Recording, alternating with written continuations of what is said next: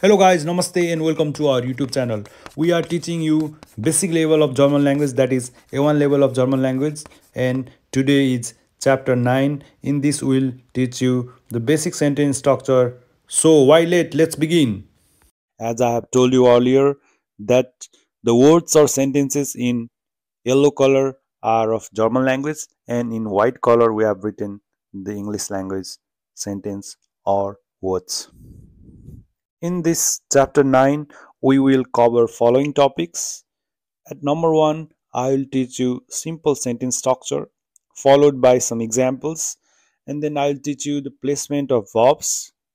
Then comes simple compound sentences, and that will be followed by some exceptions to general sentence formation rule that are Fragen and Janine Fragen that we have studied in first two chapters, WH questions and yes no questions, followed by a short snapshot and summary.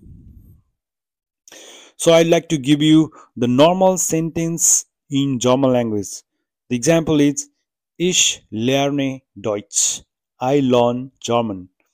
Or another example is Ich bin Nobin. I am Nobin. This is the normal simple sentence in German language. So I'll describe you the sentence formation structure of this sentence, and it goes like this. First, at the first place comes subject followed by verb and the object. I learn German. I have picked up the same sentence from the previous slide.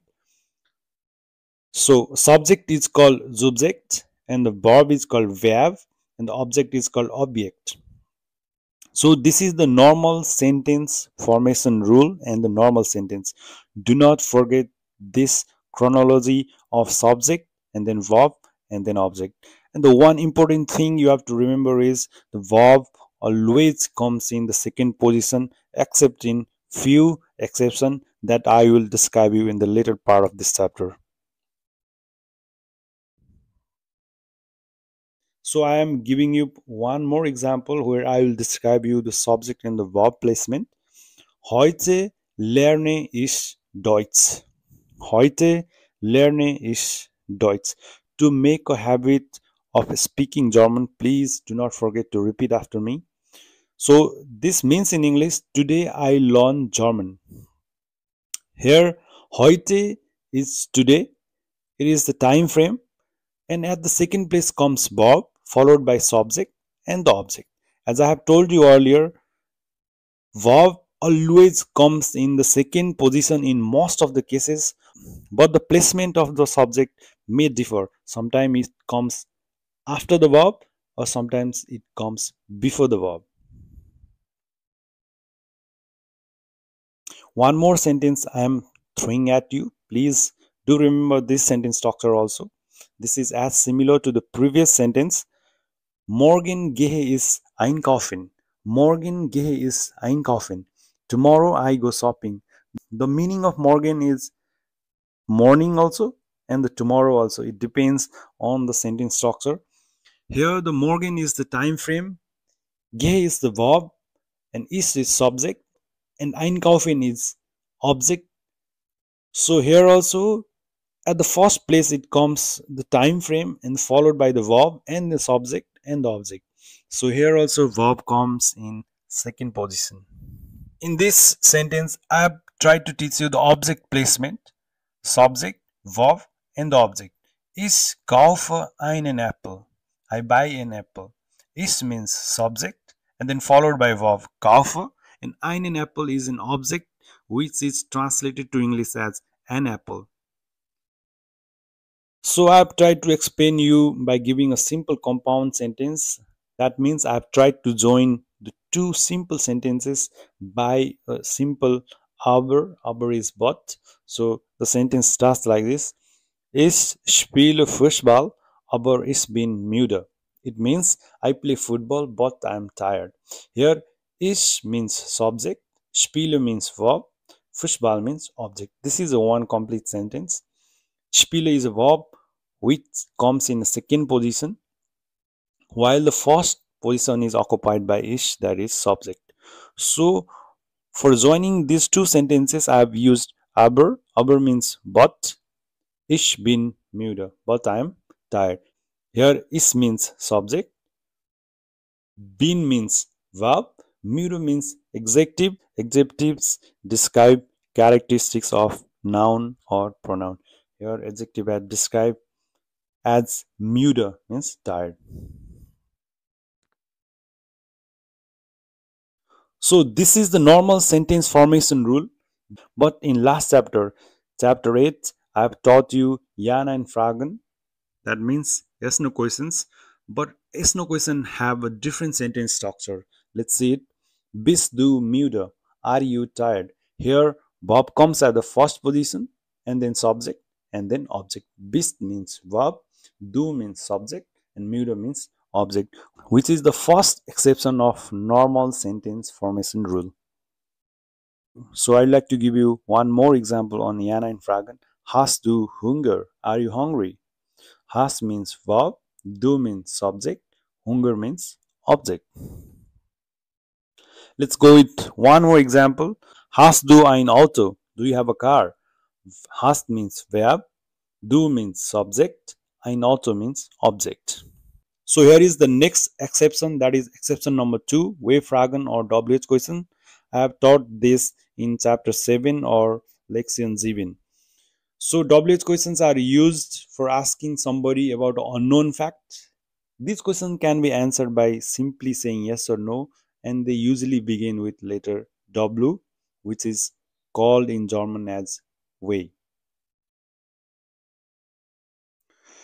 So examples of W-Fragen or W-Fragen especially starts with these words. Was means what, wann means when, where means who. If you haven't watched that video, please go and check it out. Our Lexion 7, that is chapter 7, that is the chapter completely based on W-Fragen or WH questions. So here are the example of more words that are used for making W-Fragens. So this is the normal sentence formation rule. I would like to tell you one more time. Is as a broth. I eat bread. Is means subject. As a means verb. Broth means object. But in W-Fragen, this is the example of W-Fragen. Was machst du? What are you doing? Was means object. Machst means verb. Du means subject. So the normal subject formation rule is not followed here because the subject is at the last position. It is not at the first position. But the good thing is verb has remained in the second position. So I would like to give you one more example. This is the W-Fragen starting from one, that is translated to English as when. One comes to. When are you coming? One means object. Comes means verb. Do means subject. So one more example. Where bist du? Who are you? Can you tell the position of verb, subject and object? Here where means object, bist means verb, do means subject. I think you are right. So this is the end of chapter 9, that is Satzbildung or sentence formation rule. I think this is enough for A1 level of German language, and this will help you in A2 level and B1 level as well. So I would like to give you a short summary and snapshot. Normal sentence structure is subject plus verb plus object. Ich lerne Deutsch. In most of the cases, verb remains in second position, either in right or left side of the subject. For example, subject sometimes come in first position or sometimes comes after verb. For example, heute lerne ich Deutsch. Here verbs remain in the second position while subject follows the verb. The exception to this rule are Ja, Nein Fragen and W-Fragen. In Ja, Nein Fragen, the verb always comes first, followed by subject and then object. In Ja, Nein Fragen, I have given you here the sentence structure: verb, subject, and object. Bist du müde? Bist means verb, du means subject, müde means object. In wave jargon, the sentence structure goes like this. At first it comes object, then verb, then subject. The good thing is verb here also remains at second position followed by subject. So guys, that's all for today. This is the end of lesson 9. We'll see you in lesson 10. But I'm asking you for a simple subscribe because it will motivate us in many ways. Follow us on Instagram and Facebook. If you like our videos, please share with your friends and family members. If you have any confusion or doubt, please do not forget to mention in the comment section below. We'll reply you as soon as possible and we'll try to clear your doubts. So see you in next chapter, that is lexion 10. Till then, take care and bye bye.